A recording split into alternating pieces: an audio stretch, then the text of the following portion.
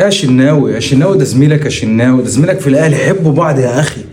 ده لسان حال كل اللي هيشوف كابتن محمد الشناوي وهو خارج في التغيير عشان ينزل مكانه مصطفى شوبير، والناس كلها او الاغلبيه هيلوم على محمد الشناوي. بس انا هقول لك رايي، بس صلي على النبي الاول صلى الله عليه وسلم، واعمل لي فولو مش عامل لي فولو. عايز رايي من الاخر، الغلط مش عند محمد الشناوي، ومحمد الشناوي يكن كل الاحترام لمصطفى شوبير ودايما بيقف في ظهره، وهو حتى في التغيير سلم عليه وحضن ومفيش اي حاجه. اللوم كله على الكابتن حسام حسن، تغييره غلط.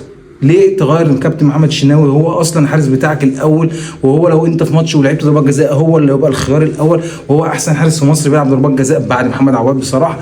ليه تغيره في الوقت ده وهو المفروض يلعب ضربات الجزاء؟ فهو لو هتجيب اللوم كله هتجيبه على الكابتن حسام حسن، اللي تحس ان اللعيبه فيها تذمر من طريقه الكابتن حسام، وتحس ان هي قرت فتحه الكابتن حسام. والكابتن حسام اخره معانا بطوله افريقيا، ده لو لعبها اصلا، لان مش اللعيبه بس اللي قرت فتحته، ده اللعيبه واتحاد الكوره. والكابتن حسام نهايته قربت، والعجل لما بيقع سكاكينه بتكتر. وصلوا على النبي صلى الله عليه وسلم، اهم حاجه صلي على النبي صلى الله عليه وسلم. ولو مش عامل فولو اعمل فولو.